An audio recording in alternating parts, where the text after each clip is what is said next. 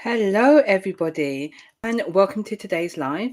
My name is Yasmin. I am a hormone and gut health coach, and I am the founder of Thriving PCOS. I wanted to go live tonight to share a bit about my personal journey and what led me here and how I manage my PCOS naturally. So, for those of you that don't know, PCOS stands for polycystic ovary syndrome. And yes, 6 years ago, I went on a holistic journey to manage my PCOS symptoms naturally. And I'm going to explain why I created the Thrive in 4 program to help other women get that first taste of what is actually possible in managing our PCOS symptoms. So I'd love to know where you are watching from. If you have PCOS, let me know the type of PCOS you have. And if you're not even sure what kind of PCOS you do have, let me know that in the comments and reach out. We could try and figure it out together, or I could let you know the type of test you can ask from your health practitioner. So I'm just curious to know if you have been officially diagnosed, if you have self-diagnosed, or if you have been told that you even have PCOS and then told that you don't have it, but you still have the symptoms, because that's something that I've been hearing a lot recently in community and through clients that I work with one-on-one. So when I was first diagnosed with PCOS, I was actually 14. So this is over 26 years ago I was diagnosed with PCOS. And it took 2 years for my diagnosis. And it was kind of like by accident, because for 2 years I'd been going in and out of the hospitals, having different kinds of tests being done. And by this time, I was in a lot of pain. I was on regular pain relief. And that's why I was actually at the doctor's that very day I got diagnosed. And I was very fortunate that I was seen by a cover doctor. And she actually specialized in gynecology. And she was really surprised at the age of 14 that I was on prescription pain relief. And she was like, "Why are you taking this?" And I explained that, I get a lot of pain, abdominal pain. They don't know what causes it. Whenever I get this pain, I take the tablets. So she had a look at my notes, because way back then we were still on paper. So she had a look, and I had some scans in there. I had test results, and she was looking at them, and she said, "You have PCOS, polycystic ovary syndrome." And I felt quite relieved, because it makes you feel like it's all in your head. You're having all these symptoms and nobody knows what it is, and no one can actually give you a diagnosis. So I was really happy that I actually knew what was wrong. But what followed that was the only way is to go on the pill. Now, at this time, I wasn't overweight in any way, and they said that they don't know what causes it. They think it's genetics. Nobody else in my family had it, and I just carried on with it. The only way that I could get help was to try for a baby. So they said that they can't do anything until I'm ready to have a baby. And I was like, "Okay, I'm ready to have a baby." And the doctor was like, "Are you sure?" And I was like, "Yeah, refer me." So they referred me, because I knew that the referral took about 2 years. And it took a long time. And I remember seeing the gynecologist, and the gynecologist said, "If you're very sure about this, then, we'll go through fertility treatment." And everything was so overwhelming at that time. And what I didn't realize, sort of like for the next 20 years, the journey that I was going to go through was going to be a real roller coaster.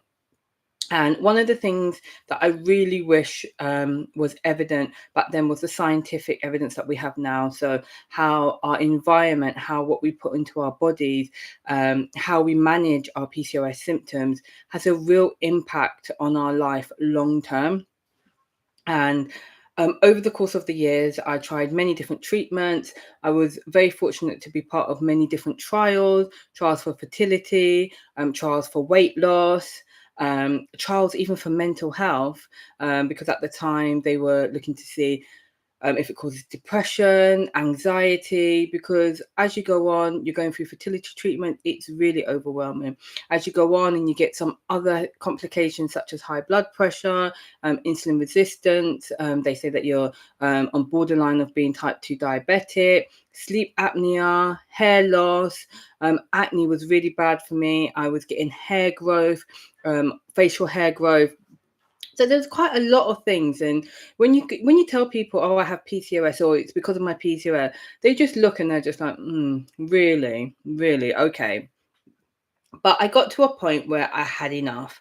I had enough, and over time, I started learning how my gut, how my hormones, how my lifestyle were all linked, and that's when everything began to shift. And once I focused on consistent habits that my body needed to help me manage the PCOS symptoms, everything started to feel a lot better.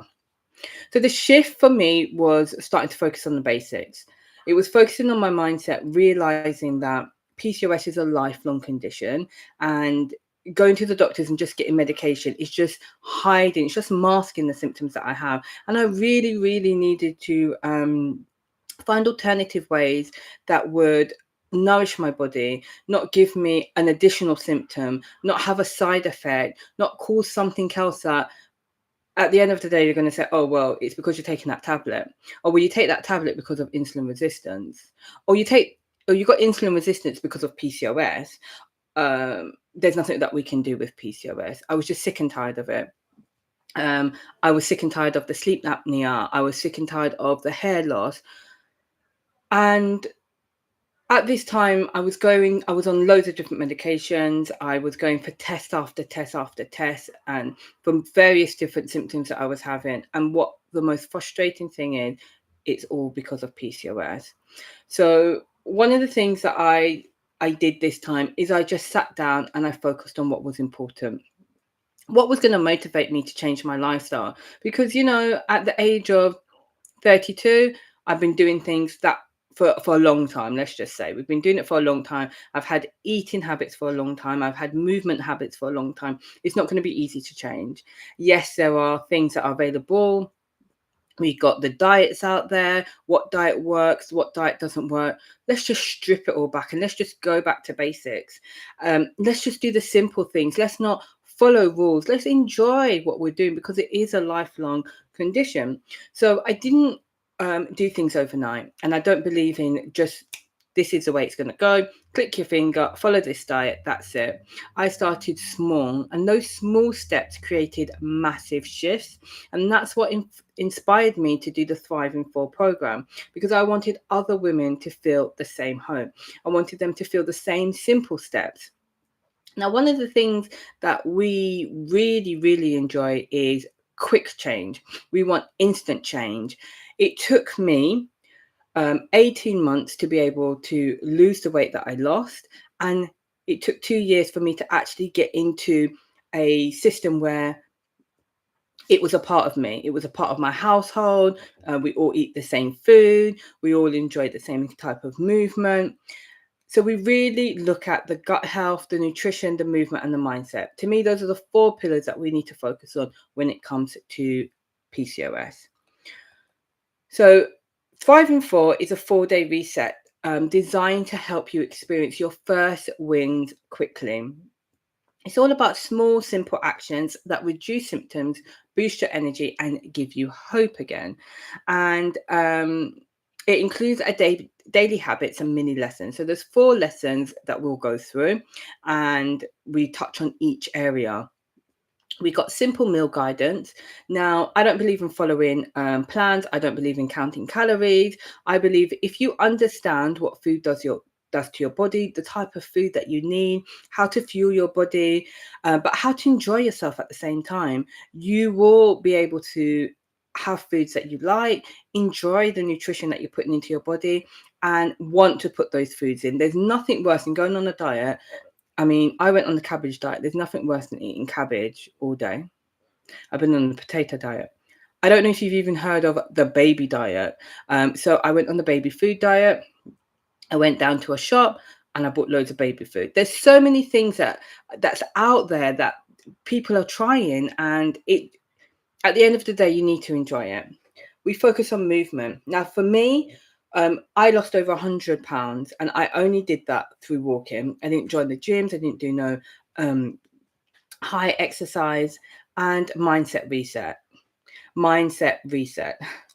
We need to reset our mindset. I truly believe in that. When I first heard about it, I couldn't understand what that meant.